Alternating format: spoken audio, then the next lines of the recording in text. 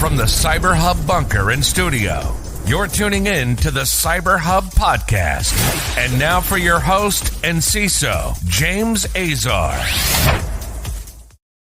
Good morning, everyone. Welcome to another episode of the CyberHub Podcast. It's Wednesday, November 2nd, 2022. We've got a packed, slammed show today. The OpenSSL vulnerability. The long-awaited, the once every 6-year type of thing. It's almost like Shemitah is here. We'll be talking about that. Malicious Android apps are retaking users with over 1 million downloads to malicious websites. DropBox with a significant breach.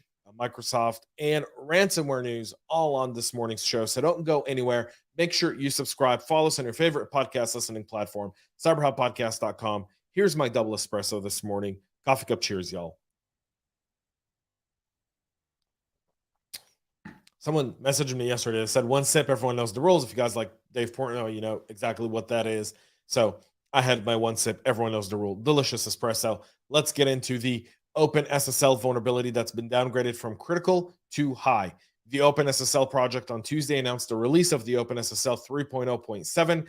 Everyone was anxiously awaiting to learn the detail of the first critical vulnerability discovered since 2016, but the project's developer decided to downgrade the flaw's severity rating. Either they wanted us to play this and just get a whole bunch of attention over OpenSSL, or whatever the case may have been. The flaws tracked as CVE 2022-3602, and it's been described as a buffer overrun that can be triggered in an X.509 certificate verification. Exploitation of the flaw could lead to a denial of service condition caused by crash or even remote code execution. The upgrade is now there. It's been downgraded from critical to high. Nonetheless, you still should get it done and get it done quickly. But I think it's safe to say that we're ready to go. OpenSSL is used by a lot of major companies, some vendors. So Palo Alto has not identified any products that they use for OpenSSL 3.0. The company is waiting for more information to become available. Trend Micro, the same, Akamai, and many others all talking about that. So keep that in mind. A malicious Android app with over 1 million installs is found on the Google Play Store. When will Google ever clean this up? Does Elon Musk need to buy Google Play to clean it up? I don't know. Idea though, Elon, your next acquisition, just acquire Google Play, not Google, just Google Play Store. And fix it. So 4 malicious applications are currently available in Google Play, the official store for the Android ecosystem, and it's directing users to sites that steal sensitive information and generate a pay-per-click revenue for operators.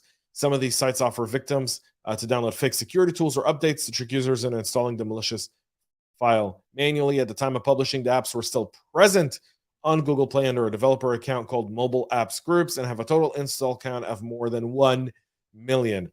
The 4 malicious apps are Bluetooth Auto Connect, Bluetooth App Sender, Driver Bluetooth Wi-Fi USB with over 10,000 installs, and Mobile Transfer Smart Switch with over 1,000 installs. So you obviously see what they're trying to do here. So Malwarebytes found that these apps have a 72-hour delay before showing the first ad or opening a phishing link in the web browsers, and then they continue to launch with more tabs with similar content every 2 hours.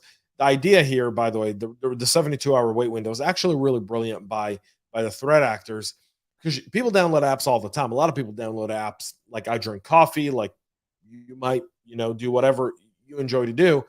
And so by giving it 3 days, you don't know what app it was. Was it the most recent app, the app before that, whatever the case may have been? Either way, they're playing off of time in order not to be recognized. So you want to make sure that if those apps exist, you're able to take them off. Threat actors stole source code and personal data from DropBox following a phishing attack.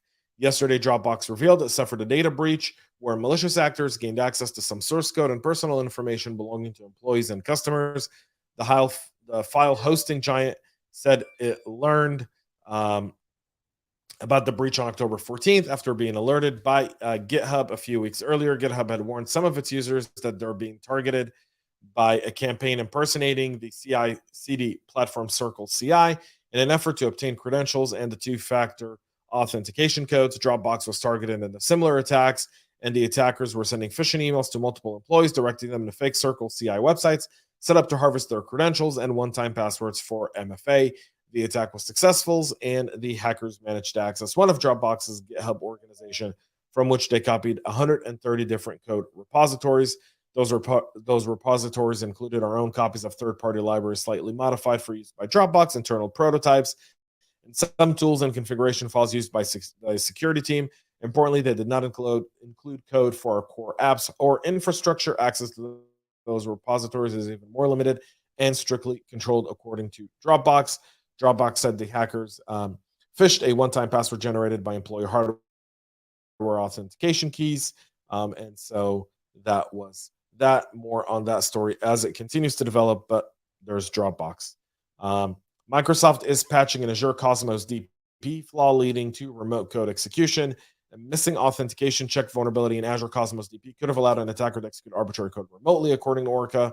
The Azure Cosmos DP is a NoSQL database used on e-commerce platforms to store catalog data in order processing pipelines for event sourcing. The security defect was identified in the Cosmos DP Jupyter notebooks, an open source interactive developer environment that allows developers to share documents, live code, visualizations, and more. So the attacker would have the ability to modify the container file and achieve remote code execution. That's been patched by Microsoft. And our final story of the day, financial institutions in the U.S. report a $1.2 billion loss in ransomware in 2021. The record year for ransomware attacks and payments was driven by malware variants believed to be linked to Russia. In all, the cost of incidents, these were reported under the Bank Secrecy Act, jumped to $1.2 billion from $416 the year before. It's not double, that's triple. There were 1,489 reported incidents compared to 487 in 2020, with researchers reporting that ransomware continues to pose a significant threat to U.S. critical infrastructure sectors, businesses, and the public. The data was released on Tuesday by the U.S. Treasury Financial Crime Enforcement Network, FinCEN. In the last 2 years, ransomware actors have shifted from a high-volume opportunistic approach to a more selective methodology in choosing victims, targeting larger enterprises, and demanding bigger payouts to maximize their investments. The White House is calling for a ransomware summit in the White House this week to address ransomware. Let's hope something actually comes out of that summit as well. Folks, that's it for our show today. We'll be back tomorrow to wrap it all up. Until then, have a great rest of your day. And most importantly, stay cyber safe. We love feedback, so make sure to connect with us on social media and subscribe to our podcast on your favorite podcast listening platform.